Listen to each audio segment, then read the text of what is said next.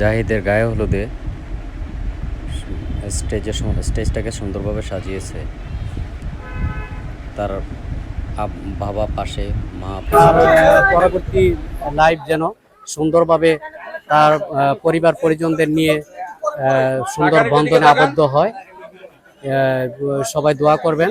জাহিদের গায়ে হলুদে সুন্দর একটা পরিবেশ আমরা দেখতে পাচ্ছি। জাহিদকে এখন গায়ে হলুদ দিচ্ছেন তার আব্বা জাহাঙ্গীর ভাই।